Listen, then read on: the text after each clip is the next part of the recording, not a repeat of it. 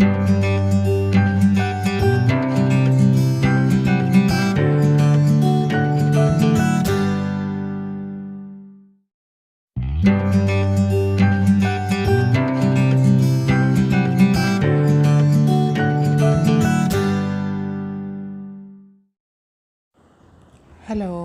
എല്ലാവർക്കും നമസ്കാരം.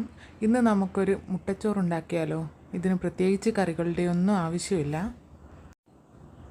വീഡിയോ ആദ്യമായിട്ട് കാണുന്നവരുണ്ടെങ്കിൽ ചാനൽ ഒന്ന് സപ്പോർട്ട് ചെയ്യണേ.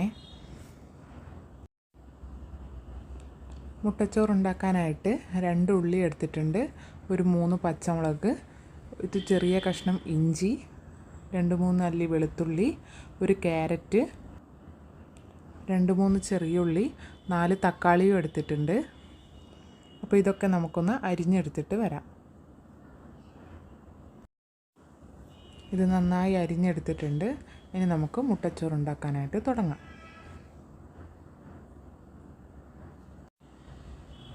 ഒരു പാനിലേക്ക് കുറച്ച് വെളിച്ചെണ്ണ ഒഴിച്ചു കൊടുക്കാം. വെളിച്ചെണ്ണ മൂത്ത് വരുമ്പോൾ 1 ടേബിൾ സ്പൂൺ ഇഞ്ചി വെളുത്തുള്ളി പേസ്റ്റ് ഇട്ട് കൊടുക്കാം. അത് നന്നായി മൂത്ത് വരട്ടെ.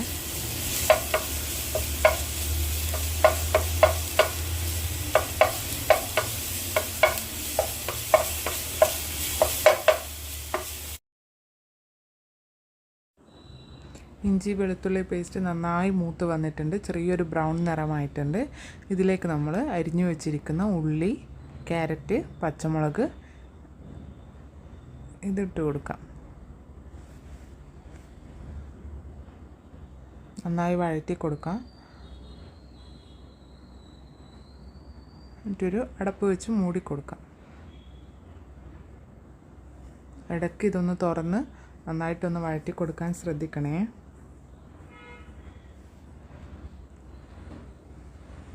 ഇതൊരു ബ്രൗൺ നിറമാകുന്നത് വരെ നമുക്ക് വാട്ടി കൊടുക്കാം.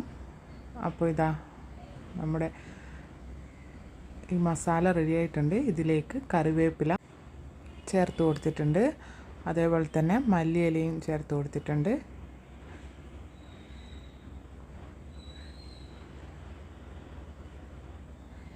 ഇനി ഇതിലേക്ക് നമുക്ക് തക്കാളി ചേർത്ത് കൊടുക്കാം. ഇപ്പോൾ 4 മീഡിയം സൈസ് തക്കാളിയാണ് ഞാൻ എടുത്തിട്ടുള്ളത്. തക്കാളി നന്നായി ഉടഞ്ഞ് ചേർന്നാലാണ് ഇതിന് ടേസ്റ്റ് ഉണ്ടാവുക. ഇനി അതിലേക്ക് 1/2 ടീസ്പൂൺ മഞ്ഞൾപ്പൊടി, 1/4 teaspoon garam masala, 1 table spoon കുരുമുളക്, ഉപ്പ് ഇവ ചേർത്തിട്ട് നന്നായി വഴറ്റി കൊടുക്കാം. മസാലയുടെ ഒരു പച്ച മണമൊക്കെ ഒന്ന് മാറി വരട്ടെ.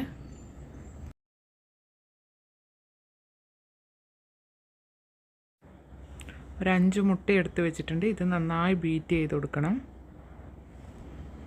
അതിനുശേഷം നമുക്ക് ഈ മസാലയിലേക്ക് ഈ മുട്ട ഉടച്ചത് ചേർത്ത് കൊടുക്കാം. എന്നിട്ട് നന്നായിട്ടൊന്ന് ഇളക്കി ചേർത്ത് കൊടുക്കുക.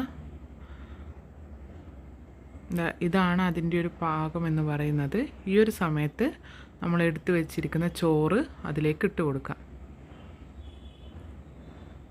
ഞാനിപ്പോൾ കുറുവയാണ് എടുത്തിട്ടുള്ളത്. പൊന്നി റൈസ് അല്ലെങ്കിൽ ബസ്മതി റൈസൊക്കെ ആകുമ്പോൾ ഒന്നുകൂടി ടേസ്റ്റ് കൂടുതലായിരിക്കും. അപ്പോൾ നന്നായി ചേർത്ത് ഇളക്കി കൊടുക്കാം.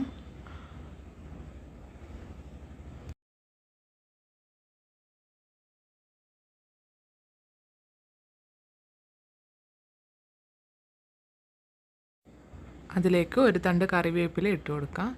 എന്നിട്ട് ഒന്ന് മൂടി വെച്ചിട്ട് ഒരു 2 മിനിറ്റ് ഒന്നുകൂടി കുക്കാക്കിയെടുക്കാം.